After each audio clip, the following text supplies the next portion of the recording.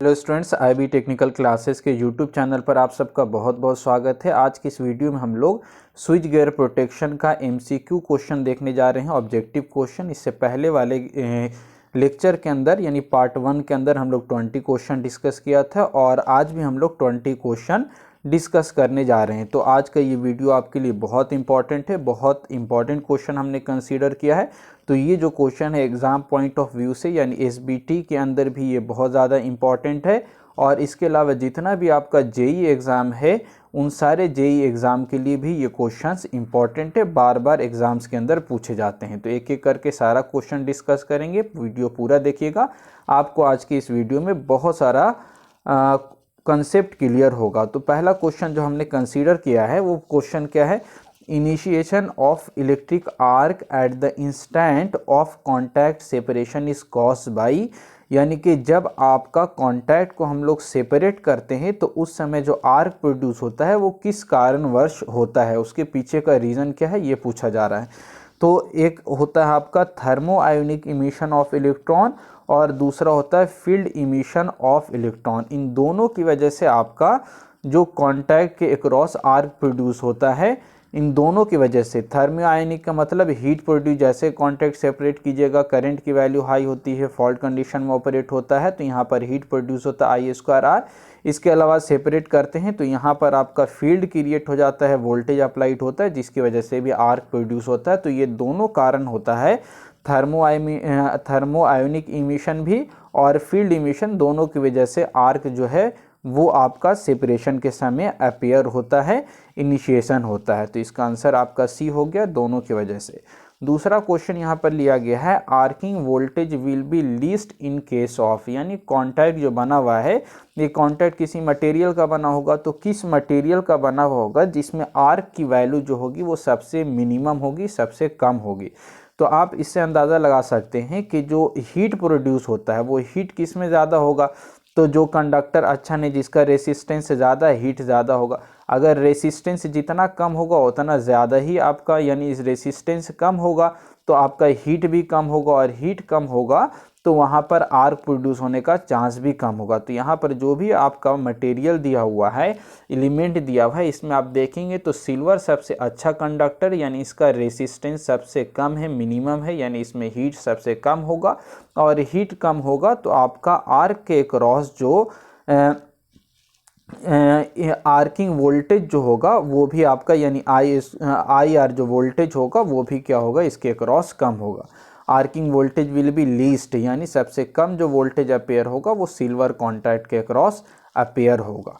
ठीक है, दूसरा क्वेश्चन इसका हो गया, आपका C हो गया। तीसरा नंबर क्वेश्चन हमने कंसीडर किया है, the heat produce at the contact point owing to flow of electric current is least affected by, यानी जो हीट प्रोड्यूस होगा, heat produce at the contact owing to flow of electric current is least affected, यानी सबसे ज़्यादा कम जो प्रभावित करेगा वो कौन सा फैक्टर करेगा हीट प्रोड्यूस होने में कॉन्टैक्ट के अक्रॉस। ठीक है, तो पहला ऑप्शन दिया गया टेम्परेचर ऑफ द सराउंडिंग, दूसरा लिखा गया है कॉन्टैक्ट रेसिस्टेंस, तीसरा है magnitude of electric current flowing और चौथा है आपका duration of flow of current. तो ये ध्यान से आप देखिएगा तो आपने पढ़ा होगा जूल्स नियम, जिसके अंदर आपका हीट का जो फॉर्मूला होता है वो क्या होता है, हीट जूल्स नियम के अंदर हीट का फॉर्मूला होता है I²RT, यानी जितना ज़्यादा समय तक आप, यानी जितना टाइम ज़्यादा होगा उतना ही हीट ज़्यादा होगा, जितना करंट की वैल्यू ज़्यादा होगी उसको स्क्वायर के टर्म में हीट ज़्यादा होगा, और जितना आपका रेसिस्टेंस ज़्यादा होगा उतना हीट,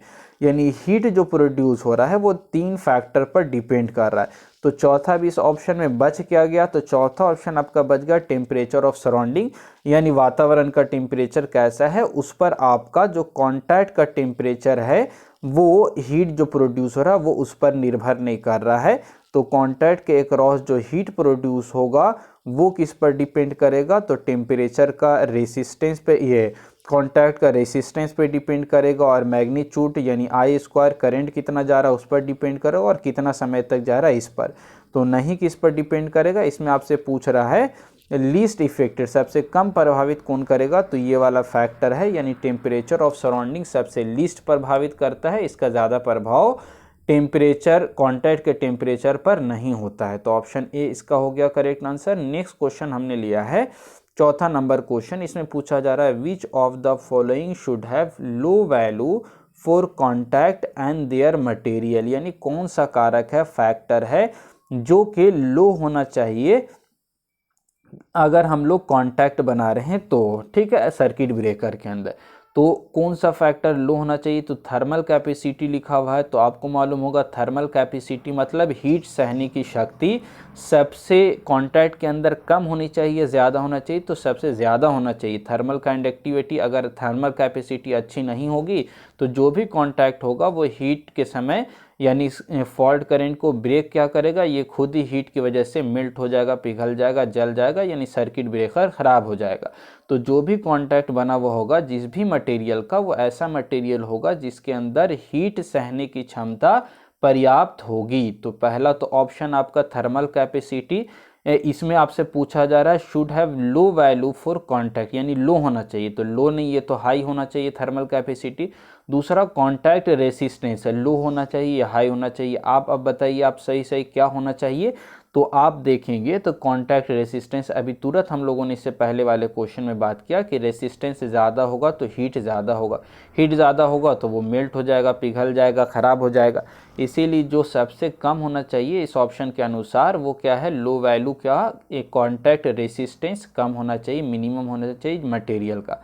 सी में दिया गया था थर्मल कंडक्टिविटी, तो थर्मल कंडक्टिविटी लो नहीं होना चाहिए बल्कि हाई, ताकि आसानी से करंट आपका नॉर्मल कंडीशन में पास होता रहे और नॉर्मल कंडीशन में कोई भी हीट प्रोड्यूस यहाँ पर नहीं हो, ना ही आपका लॉसेस हो।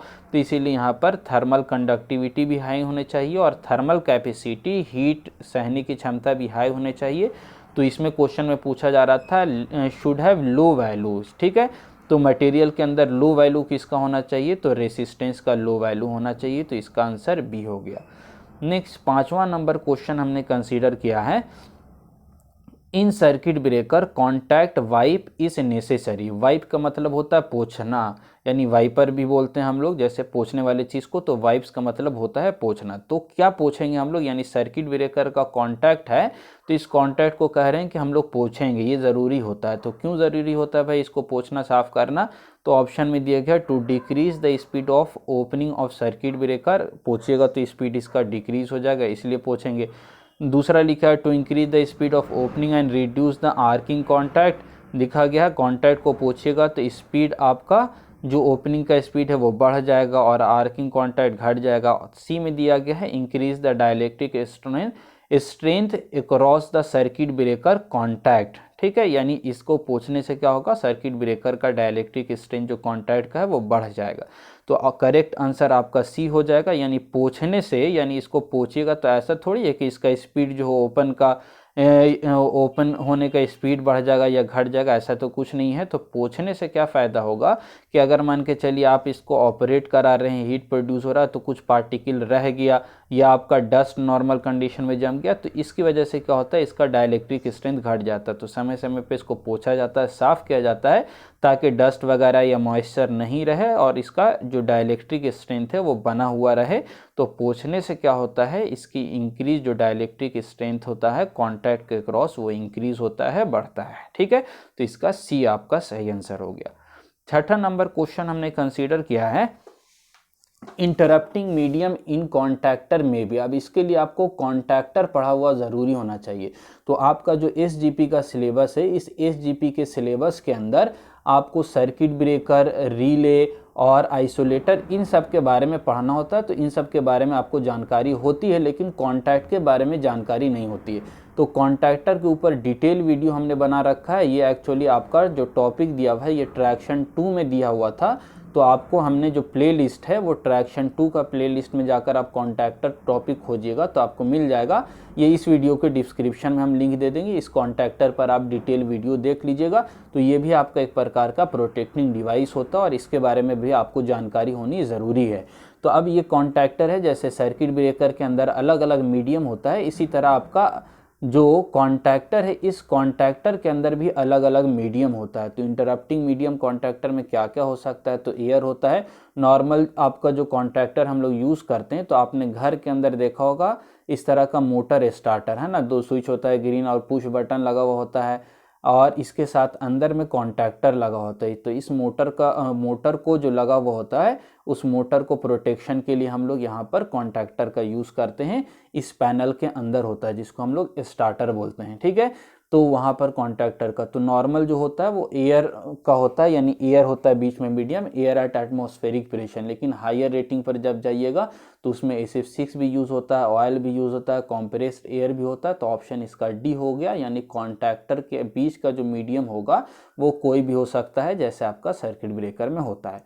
7वां नंबर क्वेश्चन हमने लिया है, the fluid use in the circuit breaker should have. तो ये बहुत अच्छा क्वेश्चन है, यानी सर्किट ब्रेकर के अंदर जो फ्लूइड हम लोग यूज़ करेंगे, जो लिक्विड यूज़ करेंगे वो कैसा होना चाहिए, उसके अंदर क्या प्रॉपर्टी होनी चाहिए, ठीक है। तो ये आसान क्वेश्चन है। इसके अंदर आपका ऑप्शन दिया गया high dielectric strength and thermal stability, यानी आपका डाइलेक्ट्रिक स्ट्रेंथ भी हाई होना चाहिए और थर्मल स्टेबिलिटी यानी हीट को सहने की भी क्षमता उसके अंदर पर्याप्त होना चाहिए। ऐसा नहीं कि हीट आपका हो जाए तो उसका डाइलेक्ट्रिक स्ट्रेंथ घट जाए या आग लग जाए, इस तरह का नहीं होना चाहिए। तो थर्मल स्टेबिलिटी और डाइलेक्ट्रिक स्ट्रेंथ अच्छा होना चाहिए।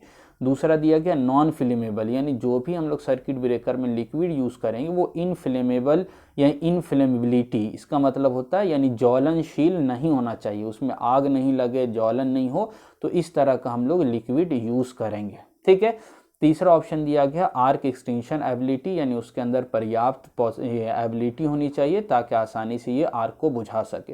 तो ऊपर का दिया हुआ सारा ऑप्शन सही है, यानी ऑल ऑफ द एबव ये आपका आंसर होगा। अच्छा, एक बात और ध्यान देखना है कि जो भी आपका ऑल ऑफ द एबव वाला क्वेश्चन होता है 90% आपका ऑल ऑफ द एबव होता है, लेकिन 10% में आपको देखना होता है कि एक दूसरे से ये क्या हो जाए, यानी एक दूसरे को कैंसिल नहीं करे। जैसे आपका एक ऑप्शन दे दिया नॉन इनफ्लेमेबिलिटी और एक दे दिया इनफ्लेमेबिलिटी, इसका मतलब एक में दे रहा है कि ज्वलनशील नहीं होना चाहिए और दूसरा में दे रहा है ज्वलनशील होना चाहिए।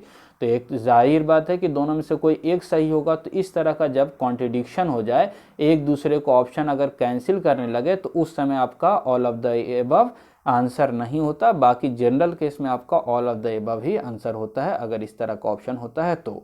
8वां नंबर ऑप्शन क्वेश्चन के अंदर हमने लिया है for magnetic blow out arc magnetic field is produce, यानी आपने पढ़ा होगा सर्किट ब्रेकर में एक हम लोग जो कॉन्टैक्ट बनाते हैं, इस कॉन्टैक्ट के ऊपर में हम लोग क्या करते हैं मैग्नेटिक सर्किट इस तरह बना देते हैं और ऊपर में हम लोग स्प्लिटर लगा देते हैं। तो यहाँ से करंट क्या होता है, ये इलेक्ट्रिकल कनेक्टेड होता है, करंट नॉर्मल कंडीशन में इधर से फ्लो होने लगता है, जैसे ये ओपन होता है तो करंट यहाँ से फ्लो होता है, यानी आर्क के पाथ को ये डाइवर्ट कर देता है।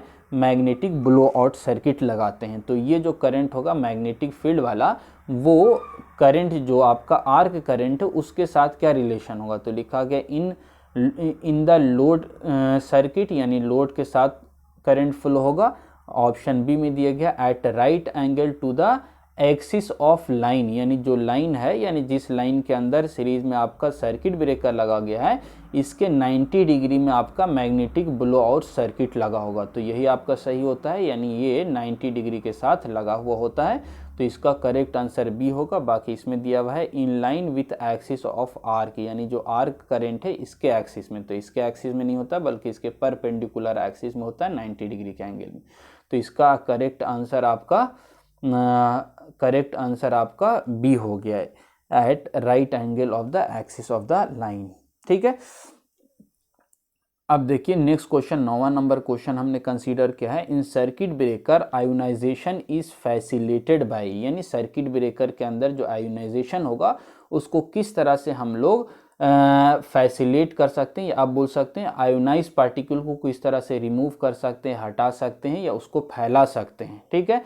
तो पहला ऑप्शन दिया गया इंक्रीज फील्ड स्ट्रेंथ, यानी फील्ड स्ट्रेंथ को आप इंप्रूव कीजिएगा तो आयोनाइज पार्टिकल आपका फैल जाएगा या आप बोल सकते हैं आर्क बुझ जाएगा। दूसरा ऑप्शन दिया गया है इंक्रीज मीन फ्री लेंथ, यानी आपका लेंथ को हम लोग इंप्रूव कर देंगे, बढ़ा देंगे जो आर्क स्पेस होता है, ये स्पेस को अगर हम बढ़ा देंगे, लेंथ को इंक्रीज कर देंगे, तो भी आपका आयोनाइज पार्टिकल फैल जाएगा या आयोनाइज पार्टिकल रिमूव हो जाएगा, आर्क बुझ जाएगा। तीसरा ऑप्शन दिया गया high temperature of surrounding medium, यानी सराउंडिंग जो भी मीडियम है इसका टेम्परेचर हाई हो जाए, इसका जो आर्क था ये अपना टेम्परेचर को सराउंडिंग में दे दे, जिसकी वजह से आपका जो आयोनाइज पार्टिकल है वो फैसिलिटेट हो जाएगा यानी फैल जाएगा और आर्क बुझेगा। तो ये सारा ऑप्शन सही है। सारे की वजह से चाहे आप मीडियम का फील्ड स्ट्रेंथ बढ़ा दीजिए, चाहे आप जो कॉन्टैक्ट के बीच का स्पेस है उसको बढ़ा दीजिए, या सराउंडिंग का टेम्परेचर, ये आर्क वाला टेम्परेचर जो है वो सराउंडिंग के अंदर जाकर सराउंडिंग को गर्म कर दे, यानी आर्क का जो टेम्परेचर है वो आसानी के साथ मीडियम में ट्रांसमिट हो जाए, तो भी आर्क बुझ जाएगा। तो ये सारा ऑप्शन सही है, ऑल ऑफ द एबव होगा। नेक्स्ट 10 नंबर क्वेश्चन जो लिया गया है, 10 नंबर क्वेश्चन में पूछा जा रहा है the stability of arc in the vacuum depend upon. तो आपने वैक्यूम सर्किट ब्रेकर पढ़ा होगा, तो वैक्यूम के अंदर कोई भी आपका मीडियम नहीं होता है। तो मीडियम क्या है, तो कुछ भी नहीं, वैक्यूम होता है, यानी हाई आपका प्रेशर के साथ हम लोग वैक्यूम क्रिएट कर देते हैं, एयर को यहाँ से बाहर निकाल देते हैं। तो आर्क किस तरह से प्रोड्यूस होता है, तो जब हम इसको सेपरेट करते हैं, तो सेपरेट करते समय ये जो आपका कांटेक्ट होता है, यही कांटेक्ट आपका वेपोराइज्ड हो जाता है ना। तो आपने वेपर लैम्प भी पढ़ा होगा, वेपराइज्ड होता है कोई भी मटेरियल हाई टेम्परेचर पर, तो हाई टेम्परेचर की वजह से ये वेपराइज्ड हो जाता है, यानी ये जो मेटल है इसका कुछ अंश बाहर निकल जाता है, वेपर के रूप में बदल जाता है, जिसकी वजह से यहाँ पर बीच में आर्क प्रोड्यूस हो जाता है। ठीक है, तो यहाँ पर आपसे पूछा जा रहा है द स्टेबिलिटी ऑफ आर्क, यानी जो आर्क प्रोड्यूस होगा वैक्यूम सर्किट ब्रेकर में वो किस पर डिपेंड करेगा। तो ऑप्शन ए में लिखा गया कॉन्टैक्ट मटेरियल, यानी किस मटेरियल का बना होगा, जो आसानी से वेपर में बदलेगा कि नहीं बदलेगा। चाहे पहला ऑप्शन दिया गया मटेरियल पर डिपेंड करेगा। दूसरा लिखा गया है circuit contact material and it's vapour pressure. अब देखिए यहाँ पर कॉन्टैक्ट मटेरियल भी हो और वेपर प्रेशर भी, यानी जो वेपराइज्ड हुआ इसका प्रेशर क्या है उस पर डिपेंड करा। तीसरा लिखा गया द सर्किट पैरामीटर ओनली। तो अब देखिए ध्यान से, तो पहला वाला बात जो था वो तो यहाँ पर आ ही गया आप, यानी ऑप्शन मटेरियल पर भी डिपेंड करता है और वेपर प्रेशर पर भी डिपेंड करता है। इसके अलावा सर्किट पैरामीटर, यानी आप पढ़ेंगे जब यह पढ़ा होगा रीस्ट्राइकिंग वोल्टेज, आगे उस पर भी क्वेश्चन आ रहा है, तो आपको यो भी रीस्ट्राइकिंग वोल्टेज होता है जिसकी वजह से आर्क प्रोड्यूस होता है, तो वो सर्किट पैरामीटर पर एल और सी पर डिपेंड करता है, चाहे आपका वैक्यूम हो या और अदर आपका सर्किट ब्रेकर हो। तो ये ऑप्शन बी एंड सी वाला सही है, यानी डी ऑप्शन आपका सही हो गया, यानी कि मटेरियल किस चीज़ का बना हुआ है और वेपर प्रेशर कितना है और पैरामीटर एल और सी की वैल्यू कितना है, इन सारे चीज़ पर आपका डिपेंड करेगा कि यहाँ पर आर्क कितना प्रोड्यूस होगा और आर्क आसानी से बुझेगा कि नहीं बुझेगा। ठीक है, तो ऑप्शन आपका डी इसका सही हो गया। 11 नंबर क्वेश्चन के अंदर लिया गया है for a high speed circuit breaker total clearing time is around. ये इंपॉर्टेंट क्वेश्चन है। सर्किट ब्रेकर में जो टोटल क्लियरिंग टाइम होता है वो कितना देर का होता है, यानी कितना जल्दी होगा, कितना टाइम लगेगा। तो जब भी आपका इस तरह का आप देखा होगा शॉर्ट सर्किट केस के अंदर हम लोग इस तरह का साइकिल बनाते हैं, तो यहाँ तक का आपका सब ट्रांजिएंट पीरियड कहलाता है और ये वाला ट्रांजिएंट पीरियड कहलाता है। तो ऑप्शन के अंदर यानी आपका फ्यू मिनट, ये तो आपका साफ देख रहे होंगे आपके, ये ऑप्शन नहीं हो सकता, यानी 1 मिनट तक अगर आपका क्लियरिंग टाइम रहा फॉल्ट क्लियर होने में, तब को आपका सारा इक्विपमेंट ही जल जाएगा, डैमेज हो जाएगा। इसीलिए फ्यू मिनट तो कभी नहीं होगा। फ्यू सेकंड है, लेकिन फ्यू सेकंड में मेंशन नहीं किया गया। फ्यू सेकंड मतलब 2 सेकंड भी, 5 सेकंड भी, 20 सेकंड भी हो सकता है, तो ये भी आपका नहीं होगा। ऑप्शन सी आपका करेक्ट आंसर है, यानी 1 to 2 साइकिल, यानी 1 से 2 साइकिल के अंदर ही फॉल्ट को क्लियर कर देता है सर्किट ब्रेकर और आपका सर्किट को इंटरप्ट करने का काम करता है। तो ये 5 to 20 साइकिल भी देर हो जाएगा काफ़ी। तो आपका जितना भी circuit breaker, modern circuit breaker भी बोल सकते हैं आप, 1 to 2 साइकिल के अंदर फॉल्ट क्लियर कर देता है। ठीक है, या एक क्वेश्चन यहीं से आपका आता है कि सर्किट ब्रेकर जो ऑपरेट होता है वो कौन से पीरियड के अंदर होता है। तो पहला सब ट्रांजिएंट होता है, इसके बाद ट्रांजिएंट होता है और इसके बाद स्टेडी स्टेट वाला होता है। तो ये वाला सब ट्रांजिएंट पीरियड के अंदर आपका सर्किट ब्रेकर ऑपरेट होता है। नेक्स्ट क्वेश्चन 12 नंबर क्वेश्चन के अंदर पूछा जा रहा है the interrupting time of circuit breaker is period between between the instant, यानी सर्किट ब्रेकर का जो इंटरप्टिंग टाइम है वो कहाँ से कहाँ तक कहलाएगा। तो इस पर जो है यानी कि इसका बेसिक डिफिनेशन सब आपने पढ़ा होगा तो याद होगा।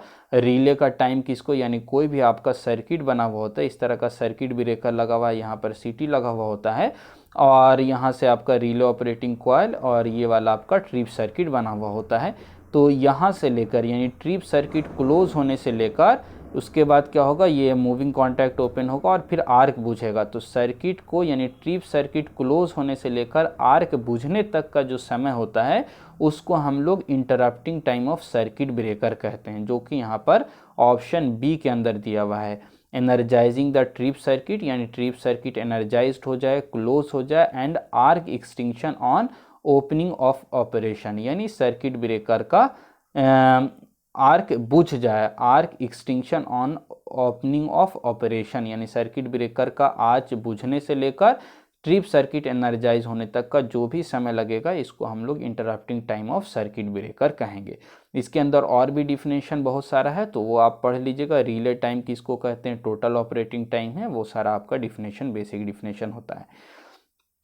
नेक्स्ट 13 नंबर क्वेश्चन के अंदर पूछा जा रहा है resistance of an electric arc can be increase by, यानी रेसिस्टेंस को हम लोग जो आर्क प्रोड्यूस हो रहा है इस आर्क का जो प्रतिरोध है इस प्रतिरोध को हम लोग किस तरह से बुझाएं। जितना ज़्यादा आप रेसिस्टेंस को हाई कर दीजिएगा उतना आसानी से आपका आर्क यहाँ पर बुझेगा, करंट फ्लो नहीं होगा।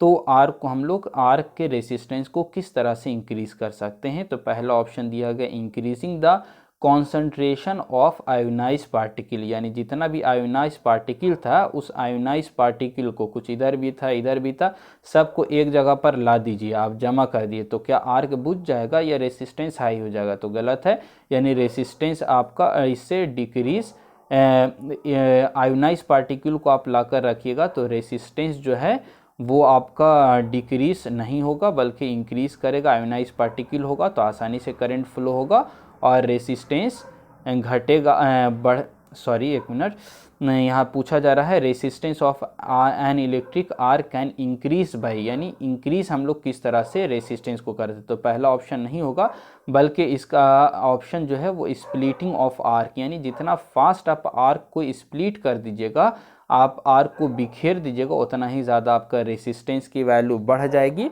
और आसानी से आर्क बुझ जाएगा। ठीक है, और इसके अलावा दिया हुआ यहाँ पर option reducing the arc length है। तो आर्क लेंथ आप घटा दीजिएगा तो आपको मालूम होगा आर बराबर होता है रो एल बाई ए, यानी लेंथ घटा दीजिएगा तो रेसिस्टेंस घट जाएगा, बढ़ेगा नहीं। और आपसे क्वेश्चन पूछा जा रहा है रेसिस्टेंस किस तरह से बढ़ाएंगे, और ऑप्शन डी के अंदर increase the arc cross section, तो क्रॉस सेक्शन भी आप बढ़ाइएगा तो इंक्रीज होने की जगह बजाय क्या होगा, रेसिस्टेंस डिक्रीज हो जाएगा।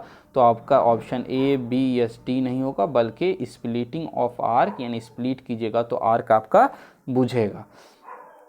नेक्स्ट क्वेश्चन 14 नंबर क्वेश्चन हमने लिया है the arc voltage in a circuit breaker is, arc voltage क्या है सर्किट ब्रेकर में या करंट के साथ क्या रिलेशन वो पूछा जा रहा है यहाँ पर। In phase with the arc current, यानी जो वोल्टेज होगा वो यहाँ पर सर्किट ब्रेकर ओपन किया, कुछ वोल्टेज अपेयर होता है तो उसको हम लोग आर्क वोल्टेज कहते हैं। ये आर्क वोल्टेज जो करंट है आर्क करंट उसके साथ क्या रिलेशन है। तो ऑप्शन ए में दिया हुआ है इन फेज है, उसके बाद लैगिंग दिया हुआ है, लीडिंग दिया हुआ है, लैगिंग द आर्क करंट, तो इसका ऑप्शन ए करेक्ट आंसर होगा। यानी जो भी आपका आपने पढ़ा होगा या नहीं पढ़ा है तो याद रखिएगा, जो भी आर्क प्रोड्यूस होता है ये आर्क आपका प्योर रेसिस्टिव नेचर का होता है। यानी प्योर रेसिस्टिव कहने का मतलब करंट इसके क्रॉस जो वोल्टेज है यानी आर्क वोल्टेज और आर्क करंट आपस में इन फेज होगा, इन दोनों के बीच में कोई भी एंगल का डिफरेंस नहीं होगा। तो याद रखना है जो आर्क होता है ये ऑलवेज प्योर रेसिस्टिव नेचर का होता है। तो इसका ऑप्शन ए करेक्ट आंसर हो गया, दोनों आपका इन फेज होगा। नेक्स्ट क्वेश्चन 15 नंबर क्वेश्चन हमने लिया है in circuit breaker active recovery voltage depend upon. तो एक्टिव रिकवरी वोल्टेज क्या है आपको उम्मीद होगा याद होगा, नहीं याद है तो आप याद रखिएगा एक्टिव रिकवरी वोल्टेज किसको बोलते हैं। तो जैसे आप सर्किट को आप ओपन करते हैं वहाँ पर ट्रांजिएंट वोल्टेज आ जाता है और ट्रांजिएंट वोल्टेज आपका ये आरएमएस वैल्यू हम लोग उसका लेते हैं ट्रांजिएंट वोल्टेज, ये री स्ट्राइकिंग वोल्टेज।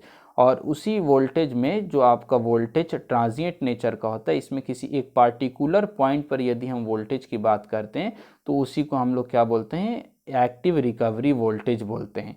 तो ये एक्टिव रिकवरी वोल्टेज क्या हो गया, तो किसी इंस्टेंट पर का, क्षण पर का जो वोल्टेज होगा। और रिकवरी वोल्टेज किसको बोलते हैं, तो आर्क बुझने के बाद जो फाइनल आर्क एक्सटेंशन, उसके बाद का जो वोल्टेज होता है उसको रिकवरी वोल्टेज बोला जाता है। और रिकवरी वोल्टेज में किसी इंस्टेंट पर की वोल्टेज की बात की जाए तो उसको हम लोग एक्टिव रिकवरी वोल्टेज बोलते हैं। तो ये किस पर डिपेंड कर रहा है वो क्वेश्चन में पूछा जा रहा है। तो पहला दिया गया है सर्किट कंडीशन पर, दूसरा है पावर फैक्टर, तीसरा है आर्मेचर रिएक्शन। तो जो एक्टिव रिकवरी वोल्टेज होता है ये सब पर डिपेंड करता है, सर्किट कंडीशन पर, यानी सर्किट आपका नो लोड है, लोड है, या आपका शॉर्ट सर्किट किस तरह का कंडीशन उस पर भी डिपेंड करता है। पावर फैक्टर मतलब एल और सी की वैल्यू कितना है सर्किट के अंदर, उस पर भी डिपेंड करेगा। इसके अलावा आर्मेचर रिएक्शन के अंदर क्या हो रहा है, उसकी वैल्यू क्या, उस पर भी डिपेंड करेगा। तो इसका आंसर ऑप्शन डी होगा, all of the above. 16 number question के अंदर पूछा जा रहा है, in circuit breaker the current that exist at the instant of contact separation is called, यानी जैसे आप इसको ओपन करें उस इंस्टेंट पर जो करंट फ्लो हो रहा है सर्किट ब्रेकर के अक्रॉस, उस करंट को क्या कहा जाएगा। तो जो करंट ओपन होने के बाद अपेयर होता है उसको तो हम लोग आर करंट कहते हैं, लेकिन यहाँ पर पूछा जा रहा है तो circuit breaker the current that exist at the instant of contact separation, यानी कॉन्टैक्ट सेपरेट करते समय उस क्षण पर जो करंट फ्लो होगा उस करंट को क्या कहेंगे। तो इसका करेक्ट आंसर आपका ब्रेकिंग करंट होता है। जिस करंट को ब्रेक करना होता है सर्किट ब्रेकर को, तो उस करंट को हम लोग ब्रेकिंग करंट कहते हैं, जो कि आपका कॉन्टैक्ट सेपरेशन के समय होता है। और कॉन्टैक्ट जब सेपरेट हो जाएगा, मीडियम फेल्वर हो गया, आर्क प्रोड्यूस हो गया, तो उस करंट को हम लोग आर्क करंट कहेंगे। तो इसका करेक्ट आंसर आपका बी हो गया। और नेक्स्ट क्वेश्चन में पूछा जा रहा है आपसे, the rate of rise of री स्ट्राइकिंग वोल्टेज डिपेंड अपॉन, यानी रेट ऑफ राइज जो कि आपका वोल्टेज सडनली बढ़ जाता है कॉन्टैक्ट सेपरेशन के समय, तो इस वोल्टेज को हम लोग रेट ऑफ राइज ऑफ री स्ट्राइकिंग वोल्टेज बोलते हैं। तो इस वोल्टेज जो वोल्टेज है ये किस पर डिपेंड करेगा, तो पहला है सिस्टम वोल्टेज पर, दूसरा है सर्किट पावर फैक्टर ओनली, और तीसरा आपका लिखा गया है स्विचिंग कंडीशन। तो इसका जो आंसर है वो आपका डी होगा, यानी बी और सी पर डिपेंड करता है। सिस्टम का पावर फैक्टर कितना है, पावर फैक्टर कहने का मतलब एल और सी की वैल्यू कितना, आपको मालूम होगा पावर फैक्टर एल और सी पर डिपेंड करता है। और एल और सी की वैल्यू ज़्यादा होगी यानी कैपेसिटिव होगा तो लीडिंग होगा, और एल की वैल्यू ज़्यादा होगी तो लैगिंग होगा। तो री स्ट्राइकिंग वोल्टेज जो वो एल और सी पर डिपेंड करता है, आपने इक्वेशन भी पढ़ा होगा।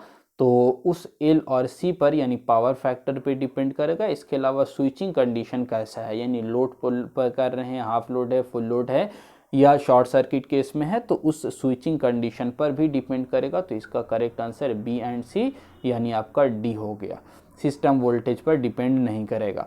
18 नंबर क्वेश्चन में हमने पूछा जा रहा आपसे, द रेट ऑफ री striking voltage RRV, rate of री स्ट्राइकिंग वोल्टेज किस पर डिपेंड कर रहा है। तो इसमें ऑप्शन दिया गया है resistance of the system only, inductance of the system only, capacitance only, inductance and capacitance. तो इसका आपने रेट ऑफ राइज ऑफ री स्ट्राइकिंग वोल्टेज पढ़ा होगा, तो इसका जो सर्किट होता है वो आपको याद होगा, नहीं है तो याद रखिए।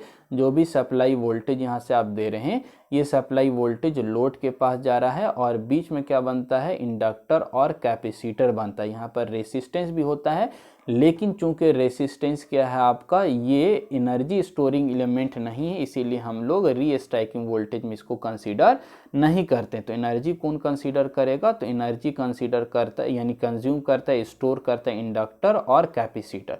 यहाँ पर सर्किट ब्रेकर लगा हुआ है, तो जैसे ही फॉल्ट हो गया तो ये तो आपका एलिमिनेट हो गया, तो इसकी तो बात ही नहीं करते हम लोग। तो अब कैपेसिटर के क्रॉस जो वोल्टेज होगा, यही वोल्टेज या पैरेलल में कनेक्शन होता है सर्किट ब्रेकर, वही वोल्टेज आपका कैपेसिटर के क्रॉस अपेयर होता है। तो ये यानी इंडक्टर कितना एनर्जी स्टोर किया हुआ है और कैपेसिटर कितना एनर्जी स्टोर किया हुआ है उस पर डिपेंड करता है। तो ये आपका ऑप्शन डी हो गया, inductance and capacitance of the system. Resistance energy storing element नहीं है, इसीलिए इसको हम लोग री स्ट्राइकिंग वोल्टेज डेरिवेशन के अंदर नेगलेक्ट करते हैं। तो इसमें इंडक्टेंस और कैपेसिटेंस का रोल होता है वोल्टेज की वैल्यू सडनली बढ़ाने में, यानी री स्ट्राइकिंग वोल्टेज में। तो ऑप्शन डी इसका करेक्ट हो गया आंसर।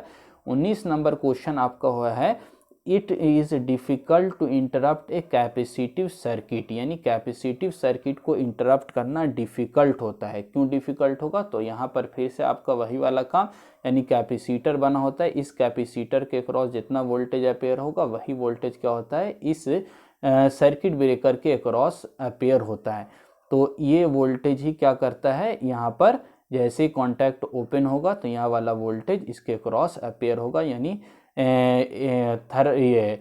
फील्ड इमिशन प्रोड्यूस करने का काम करता है। तो इसमें आपका दिया गया current has leading power factor, दूसरा है री striking voltage can be high, तीसरा है current magnitude is very small, store energy capacity is very high. तो इसका ऑप्शन बी सही है, यानी कैपेसिटर को कैपेसिटिव करंट को इंटरप्ट करने में डिफ़िकल्टी होती है क्योंकि आपका री स्ट्राइकिंग वोल्टेज हाई होता है। तो ऑप्शन बी इसका करेक्ट हो गया। लास्ट क्वेश्चन 20वां क्वेश्चन हमने लिया है, in circuit breaker oil as quenching medium has advantage, यानी अगर हम लोग सर्किट ब्रेकर के अंदर ऑयल का उपयोग करेंगे क्वेंचिंग मीडियम के रूप में तो हमको क्या एडवांटेज मिलेगा? तो गुड कूलिंग प्रॉपर्टी अच्छी होगी ऑयल की, ऑब्जॉर्प्शन ऑफ आर्क एनर्जी को ऑब्जॉर्व करेगा, हाई डाइलेक्ट्रिक स्ट्रेंथ भी होगा, और acting as a insulating medium, जो भी तेल होता है वो इंसुलेटिंग होता है। तो ये सारा सही है, यानी ऑल ऑफ द एबव होगा। तो ये बहुत सारा क्वेश्चन हमने कंसीडर किया, वीडियो थोड़ा लंबा भी हो गया। उम्मीद करते हैं आपको ये वीडियो पसंद आएगा, अपने दोस्तों को शेयर कीजिए और चैनल पर नए हैं तो चैनल को सब्सक्राइब कीजिए। मिलते हैं नए वीडियो में, थैंक यू।